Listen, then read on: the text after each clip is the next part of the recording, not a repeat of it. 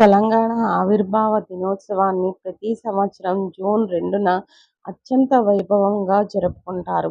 దశాబ్దాల పాటు సాగిన సుదీర్ఘ పోరాటాలు, ఎందరో వీరుల ఆత్మ బలిదానాల ఫలితంగా 2014 జూన్ 2న భారతదేశంలో ప్రత్యేక రాష్ట్రంగా తెలంగాణ అధికారికంగా అవతరించింది. 1956లో భాషా ప్రయుక్త రాష్ట్రాల పునర్వ్యవస్థీకరణలో భాగంగా తెలంగాణ ప్రాంతాన్ని అప్పటి ఆంధ్ర రాష్ట్రంలో కలిపి ఆంధ్రప్రదేశ్గా ఏర్పాటు చేశారు.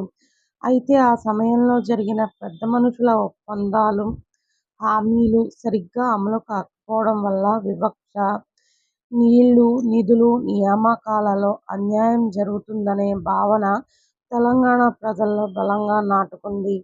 ప్రత్యేక రాష్ట్రం కోసం 1969లో ఉద్భవించిన ఉద్యమం ఇది. ఈ పోరాటంలో వందలాది మంది విద్యార్థులు, యువకులు ప్రాణాలర్పించారు. 2001లో కేసీఆర్ నేతృత్వంలో తెలంగాణ రాష్ట్ర సమితి ఏర్పాటులో ఉద్యమం మళ్లీ ఊపందుకుంది. విద్యార్థులు, ఉద్యోగులు, కవులు, కళాకారులు, సామాన్య ప్రజల భాగస్వామ్యంతో సకల జనుల సమ్మె, మిలియన్ మార్చ్, సాగరహారం వంటి అపురూప ఘట్టాలతో ఉద్యమం ఉధృతంగా సాగింది. ప్రజాకాంక్షను గుర్తించిన కేంద్ర ప్రభుత్వం 2014 ఫిబ్రవరిలో పార్లమెంట్లో ఆంధ్రప్రదేశ్ పునర్వ్యవస్థీకరణ చట్టం బిల్లును ఆమోదించింది.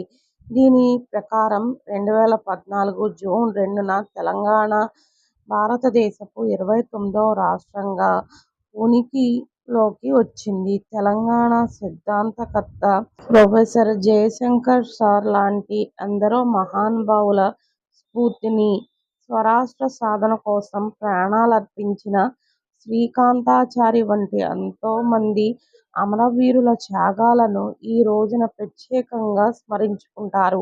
ఈ రోజు కేవలం ఒక పండగ మాత్రమే కాదు, తెలంగాణ ప్రజల ఆత్మగౌరవానికి, సుదీర్ఘ పోరాట విజయానికి నిదర్శనం.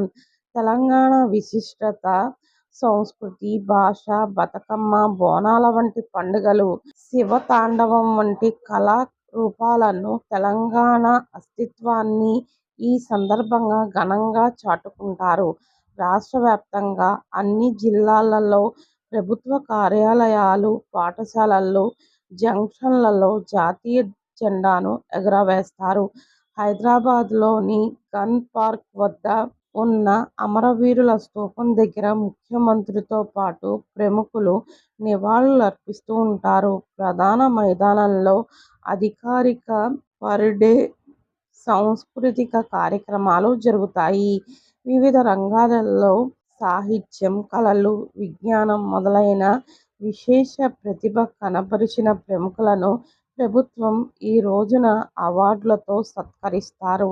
తెలంగాణ కోటి రత్నాల వీణ, అమరవీరుల త్యాగాల చారిత్రాత్మకమైన నేల.